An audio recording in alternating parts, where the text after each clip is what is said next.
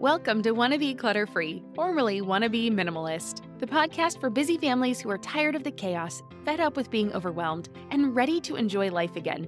Each week, we talk about how to let go of the clutter so that you can focus on the things that actually matter. And it's not just physical clutter. We talk about the mental and emotional stuff too, because if it's holding you back, it's time to ditch it. I share what I've done in my own life to declutter, organize, and calm the chaos, but you won't just hear it from me. There are amazing guests too.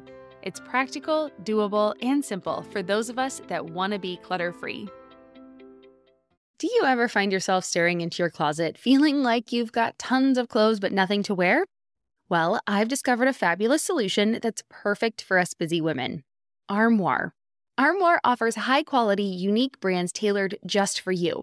All it takes is a quick 5-minute style quiz, and voila, you get a personalized closet from which to choose. The best part, these stylish outfits are delivered straight to your door in just a couple of days. I just returned from a podcast conference, and Armoire saved the day when it came down to what to wear. I wore these super cute wide-leg jeans from Paige to the day portion of the conference, and that night I wore cropped wide-leg vegan leather pants and an asymmetrical striped sweater. I got compliments all night and had people mentioning my outfit the next day.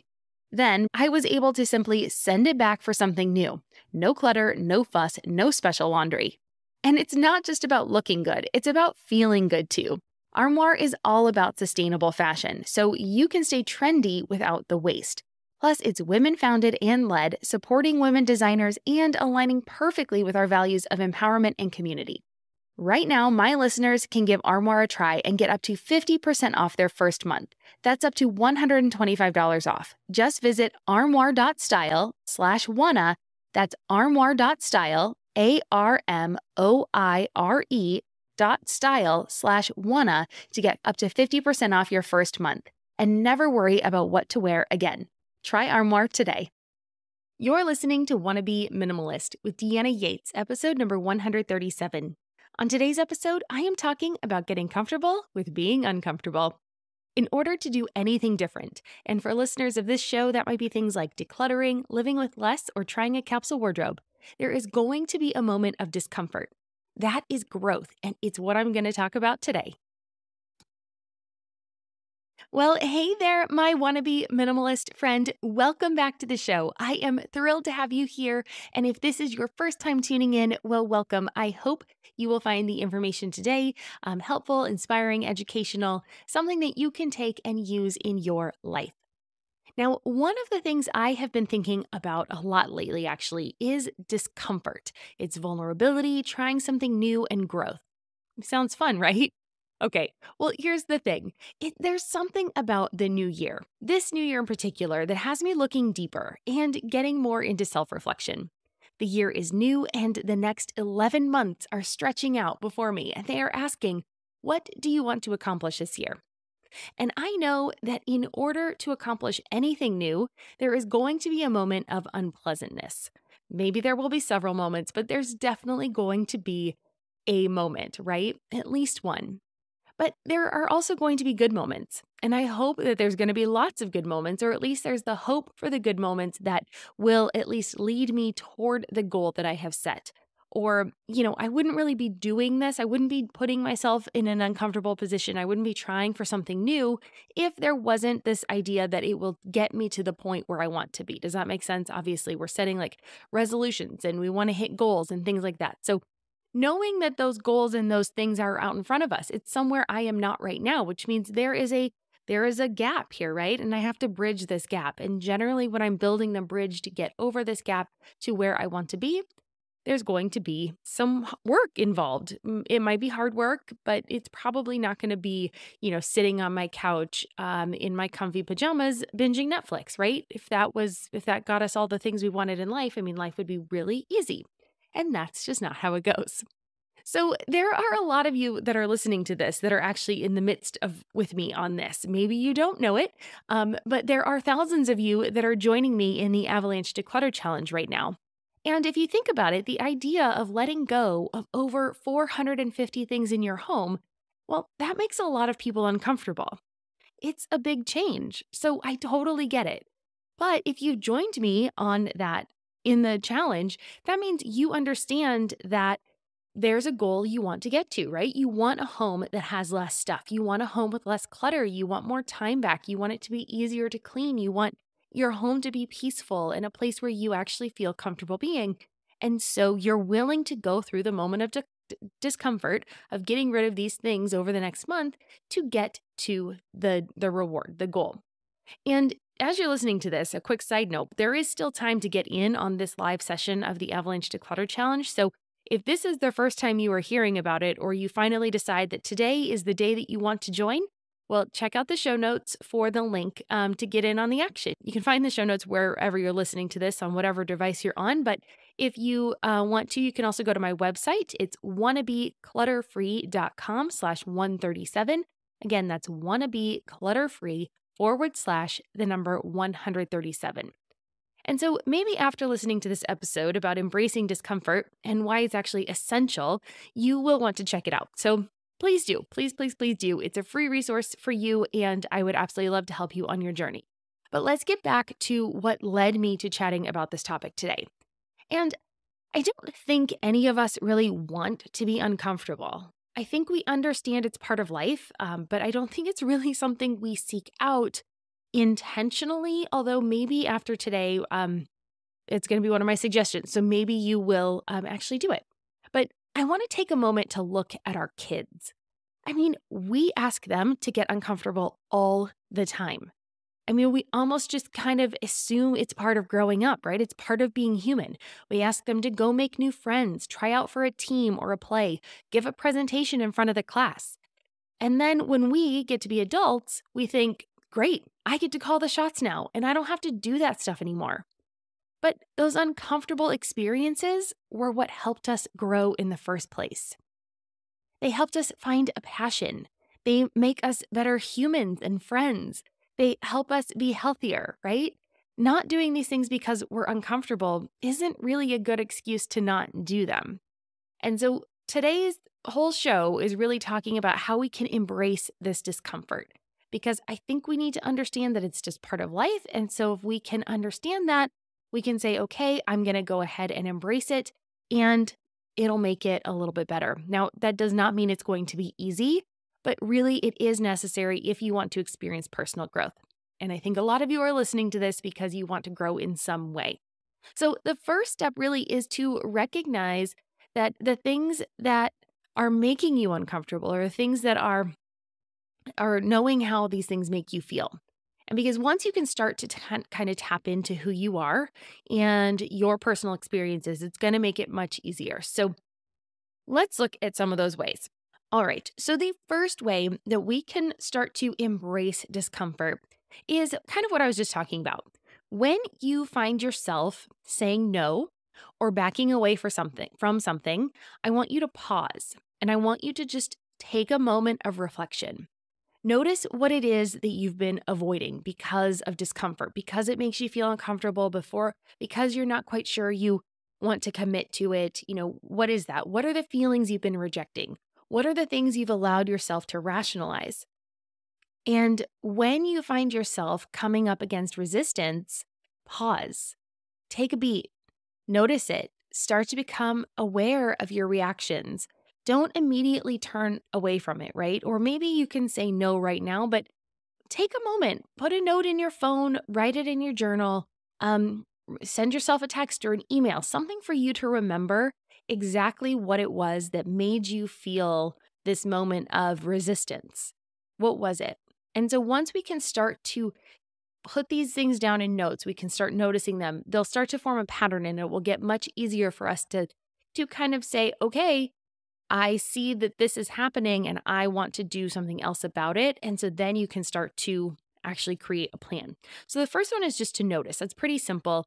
I think we all have it in us. It's just we've been so conditioned to not do that, just to run away from things that make us uncomfortable. And so I'm just asking you to pause, notice what makes you uncomfortable, and send yourself a little note about it. That's number one. Number two is to try discomfort in small doses. I am not saying, you need to just jump right in and completely sell all your stuff and get rid of everything in your house or anything like that. I want you to try it in small doses. So I want you to make a list of 3 to 5 activities that you want to try or things you've wanted to do, but you've been scared to in the past. Now, these can be anything. I'll give you a few examples. Maybe you want to go out for a meal by yourself. That's kind of an uncomfortable thing to do. Maybe you want to take a class. You could take an art class, a dance class, a singing class, a music class, a pottery class, all sorts, a photography class. My gosh, I can think of so many classes to take. You can take them online. You can go to a community college. You could sign up through a local, a local small business or something like that. So there are all sorts of classes, but maybe you take a class to learn a new skill. Ask a friend out for coffee. Maybe you're not used to initiating a get together with someone, or there's somebody new, in your life.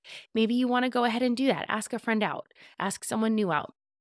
And I actually did this recently. There was a new student in our daughter's class, and I just remembered it being very difficult for her to be the new student in class. And so I went ahead, and when she came home with the other child's mom's phone number, I immediately texted her and asked if they wanted to go out for coffee just to get to know each other. And it was really nice. And so at the end of that child's first week, she already had a play date, and they've been getting along really well. And it's just really nice to have welcomed someone into the community.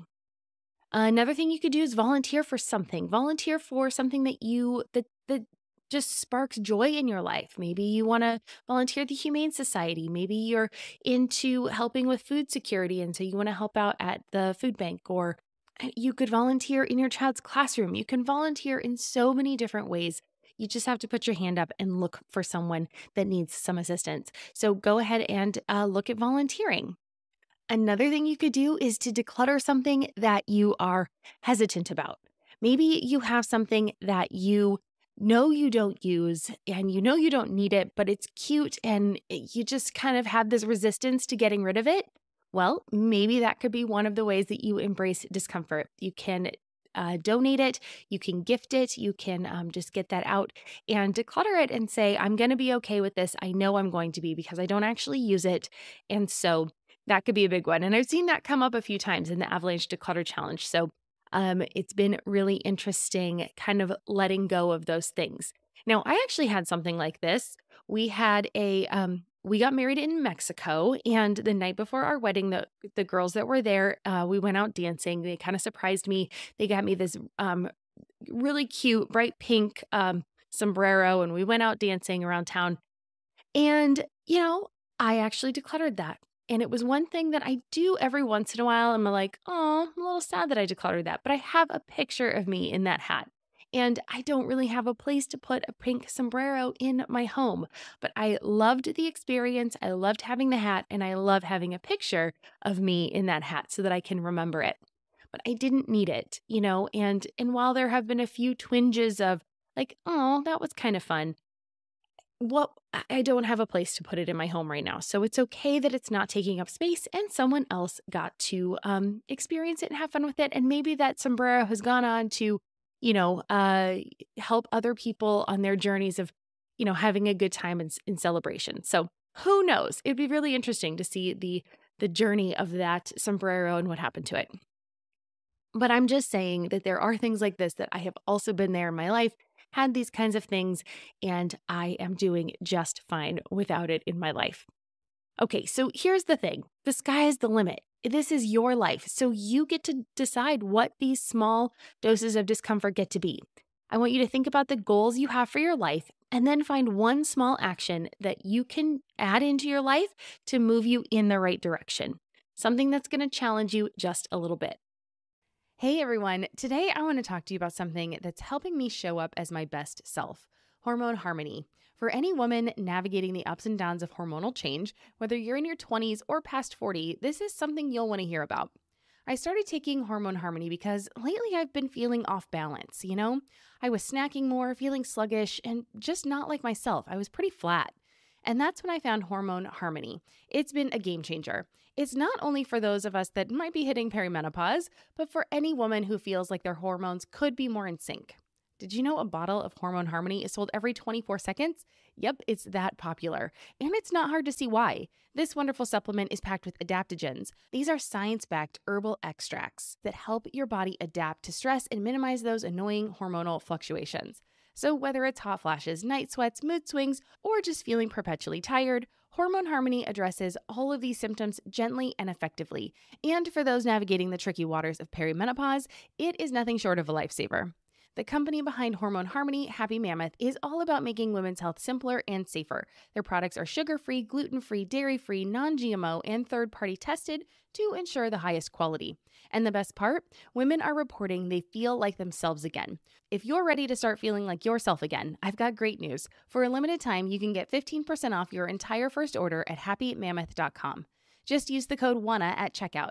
That's happymammoth.com with the code WANNA, WANNA, for 15% off your first order. Don't miss out on this incredible offer. I'm Margaret. And I'm Amy. And together we host the podcast, What Fresh Hell? Laughing in the Face of Motherhood. Margaret, I would say you're sort of a where are my keys kind of mom. Correct. Sometimes a where are my kids kind of mom. Well, you're, Amy, more of a we were supposed to leave 35 seconds ago, mom. I mean, touche. In each episode of What Fresh Hell, we come at a topic from our usually completely opposite perspectives. I bring the research. And I bring kind of the gimlet eye. Like, is that research really going to work, people? And almost 10 million downloads later, we're still laughing. We also talk to experts in the parenting field, plus parents with stories we can all learn from. We make each other laugh, we challenge each other's assumptions, and we have what we think is the best parenting community on the internet. Check out What Fresh Hell? Laughing in the Face of Motherhood wherever you listen to podcasts. All right, the third way you can embrace discomfort is to commit to doing something that you're uncomfortable doing. I know it sounds like the first two, but I want you to think about it even if it doesn't result in immediate positive feedback or rewards. So having the experience of just doing something is going to help build up your confidence. It's going to help you build up those skills that you need to deal with future uncomfortable issues, future problems that may arise outside of your comfort zone, right? Now, I have mentioned this a few times, but if you didn't know it, this past fall, I finally drank the Peloton Kool-Aid and I bought a bike. Now, I love spin classes, and I finally gave up on the idea of going back to the gym. I just know I'm not going to go back for a long while, even if I ever do. And it's just something that now I can do it from home. I have the Pelotons in our garage, and it's really nice to be able to go out early in the morning or, kind of middle of the day or something and not have to actually make the plan to go to a gym. So I love it. I absolutely love having it in the house. And, so I bit the bullet. I bought one. It's secondhand, but it's new to me. And since getting it, I have worked out every week. It's been one of those things that I love having at my fingertips when I need to pick me up. But being comfortable taking a spin class, well, that's not really a thing, right? The idea of working out is that it gets you, it pushes you, it gets you out of that comfort zone. And these classes are hard, right? I pick hard classes. I pick classes that push my limits. And since I've been doing them regularly, though, my limits have been pushed. I can go farther. I'm stronger. I can ride faster. I can increase my resistance. Now, these, of course, were not immediate results. They've been gradual. That's kind of how workouts work. So I've gradually made progress over time. But if you have done a Peloton class, you will know that they have amazing instructors. And I have my favorites for different days and different moods.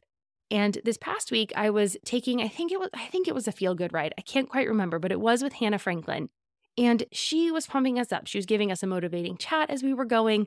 But what stuck out to me was when she said that your body is way more capable and can handle much more effort than your mind thinks it can. And it's that moment of discomfort, right? Our brain immediately kind of triggers this moment of, I'm uncomfortable. I don't want to be doing this.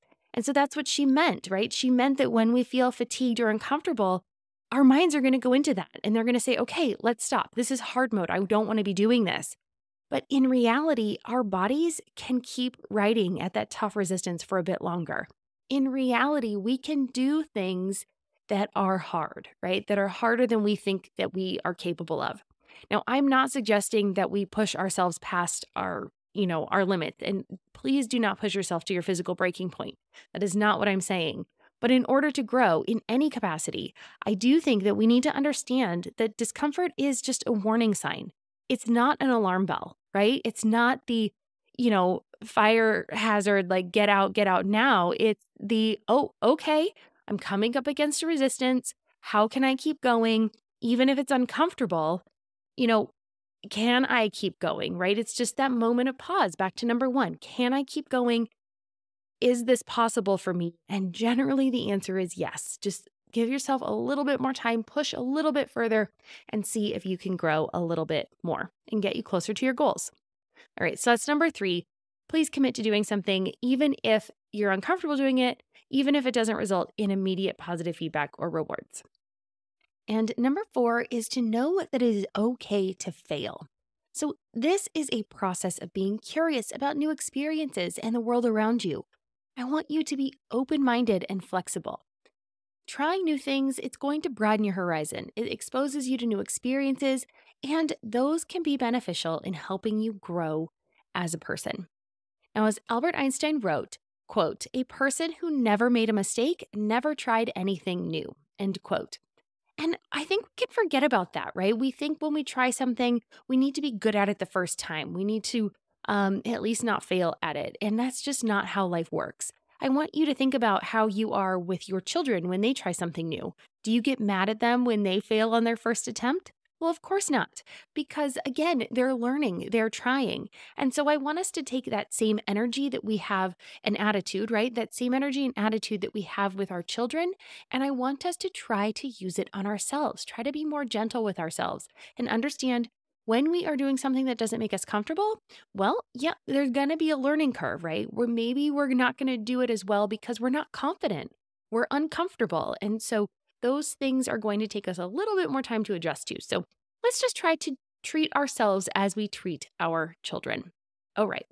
Number 5 is to get comfortable asking yourself questions. Now, there is a book called Loving What Is. It's by Katie Byron, and it opened my mind to asking myself questions about my life and the stories that I have told myself. Now, the thing is, we all have stories that we tell ourselves, and that we can tell these stories about our life, about the world around us. It's how we make sense of it all. But these stories are going to come with biases, right? Because we are telling the stories from our own perspective. We are the protagonist in our own stories. We all are. The problem with this is that we don't have the full picture of what's happening because we can never know with certainty what someone else is thinking or why they're doing the thing they're doing or why they're saying the things they're saying. And so this book really helped me see that. In it, she gives you 4 questions to ask about any situation, and it generally has to do with the situations that have caused you pain in your life. And so we're talking about discomfort. I think they can work here as well.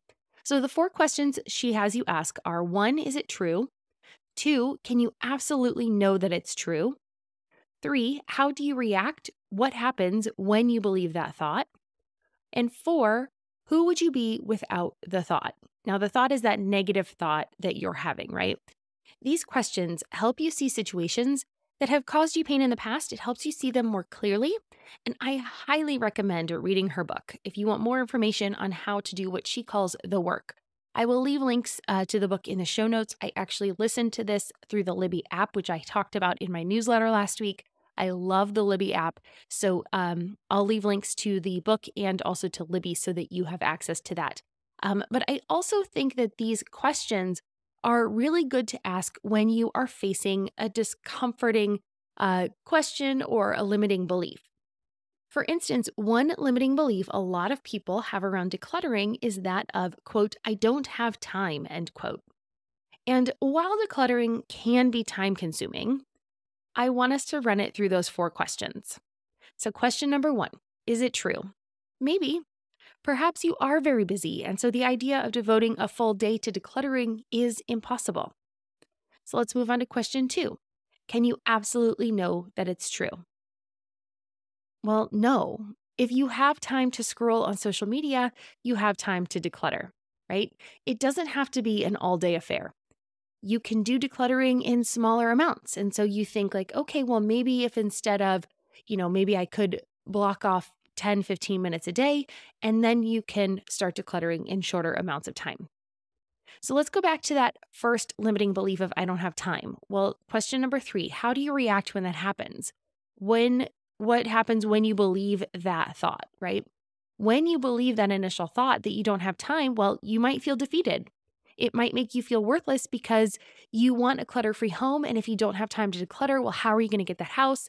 It makes you feel embarrassed. The house stresses you out, blah, blah, blah, right? You can see yourself going down this kind of rabbit hole of negativity if you continue to believe that negative thought. And so then you get to question 4, well, who would you be without this thought? Well, without that negative thought, you would be free to use your time differently.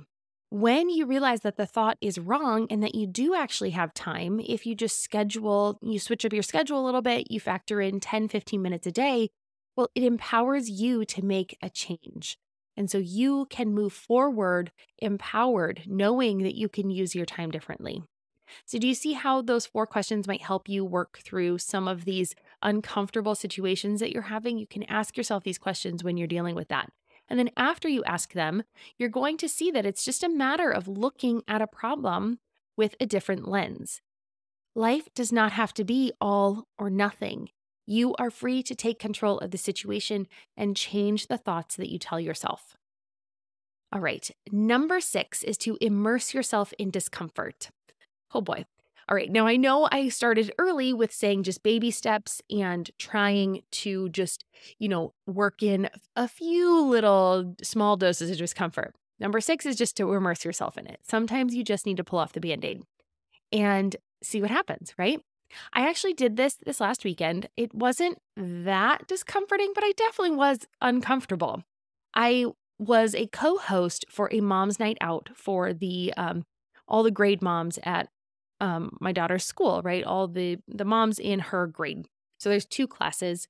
And so I only knew really half the moms and not even really know them well because we're new to this school. And so I'm sitting there and I'm hosting this and I'm coming from, about 20 minutes away to the place where we're all getting together at this restaurant. And as I'm on my way there were 2 other co-hosts, one that I knew, and she couldn't make it because she was busy with her high school daughter, driving her to her formal dance. And then the other mom I had never met before, but we had met via email, right? We'd emailed and texted each other back and forth. Now she texts me and is saying she's running 10 minutes late. So now I am going to this event with people I don't know. And I'm kind of just standing there. It's a Saturday night. It's 6:00. And I am just standing there waiting for people to show up. It's kind of like that blind date moment where you're not sure who's going to walk in the door, right? And I just had to stand there and be uncomfortable and just wait. I mean, I could have pulled out my phone, but I didn't want to be that person when somebody walked up and didn't know who was hosting either, right? Because half of the group knew the other room mom, and then half of the group knew me and my co-room parent. I actually have a co-room parent for my class. And so it was kind of one of those moments where I'm just like standing there, twiddling my thumbs, waiting for people to come, like watching people. People are looking at me because I'm just standing there by myself. And of course, other people didn't care, but that's what I feel, right? Like I feel like all these people are looking at me, making judgments or whatever. And even if they were judging me, who cares, right? I don't know who they are. And so it all worked out fine in the end, right? Spoiler alert, turned out just fine. Thankfully, the first mom that showed up was someone that I knew. I actually did know her. So I had this moment, this fear, this panic that people were going to show up that I didn't know. But worst case scenario, I would have said hi and introduced myself. This is possible. I'm an adult. It's not a big deal. So it's really funny, actually, as I'm saying this. Like, I feel kind of silly being like, I was super uncomfortable.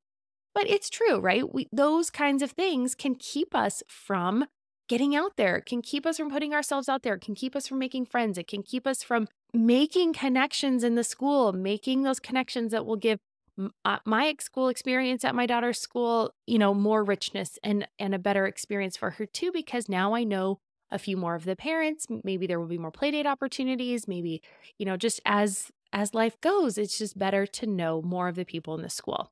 And so if I hadn't allowed myself to be uncomfortable and stand there for 10 minutes, basically by myself, just looking around, which nowadays, when we have so much just instant gratification at our fingertips, 10 minutes is a long time. If you don't think so, I encourage you to go stand somewhere for 10 minutes without looking at your phone and seeing how it feels. It feels like a very long time. So it all worked out and it's all great. And so these are the kinds of things that I would encourage you to do. Immerse yourself in discomfort. It might be just the thing you need to show yourself that it is okay and you are going to survive and live through it. And the seventh and last thing I want to leave you with today is to learn that discomfort is your friend. And hopefully, I have made this case already through those last 6 things that we talked about. But remember, in order to grow, we need to stretch ourselves and become a little bit bigger than we are now. I'm not saying a lot bigger, just a little bit bigger. It's like walking up a staircase. You can't get to the top of the stairs in one giant leap. You need to take it 1 or maybe 2. You might be able to take 2 stairs at a time. But then before you know it, you're on the next level, right? You take 1 step, then another, then maybe 2, then 1, then 2. And so you get to the top of the stairs just 1 step at a time. And then once you get to that next level, you can choose to stay there or you can go up another flight of stairs. It's your choice. You get to choose. And I also want to remind you that it doesn't have to be a constant state of discomfort. Like anything in life, there is going to be a season or moments of growth and moments of comfort. I want you to take some time when you go through those growth moments, please celebrate that. Please celebrate the growth you've made. It will help you enjoy the process and it'll help you understand that there are moments, right? It's not always going to be uncomfortable. But I do want to say that if you can learn to become good at discomfort, your life is going to open up to a world of possibilities for you. You never know what's out there. It's going to be easier for you to say yes when something good does come along. And in fact, there may be no better skill to relearn. And I'm going to say relearn because we already know this skill. It is in us from when we were children. We were uncomfortable all the time as kids growing up, and we all just chalk it up as part of growing up. That's just what we do. That's just what it's like. But we don't have to stop just because we are adults and now in charge of kiddos of our own. So just remember that as you're going out. Just look at the world as a child and understand that we can relearn some skills that we maybe have given up in order to stay comfortable. All right, so with that, I want to turn to you. I want to know which of these ideas was your favorite from today for embracing discomfort. Do you have any to add? Well, come on over to the Wannabe Minimalist family group on Facebook and let us know. Reminder, there is a lot of activity going on over there because it will be day 19 of the Avalanche Declutter Challenge when this episode goes live. But please jump right in. I'll have a discussion thread for this episode and I would love to chat with you. I would also love it if you have not joined the Declutter Challenge and you want to. If you want to push outside your comfort zone a little bit, you can still sign up for the daily email prompts. You can click on the link in the show notes, or I will also have it on my website at wannabeclutterfree.com/137. Again, that's wannabeclutterfree.com/137. Just click on the information for the Avalanche Declutter Challenge and I will start sending you those daily emails. And you can also follow along in the Facebook group over there and just hop right in if you want to go ahead and get started and not wait for the daily emails. All right, and with that, I hope you have a fabulous day. I hope it is filled with lots of growth opportunities for you, and I will see you in the discussion or back here next week. I'm Deanna Yates, and you've been listening to Wannabe Minimalist. Cheers.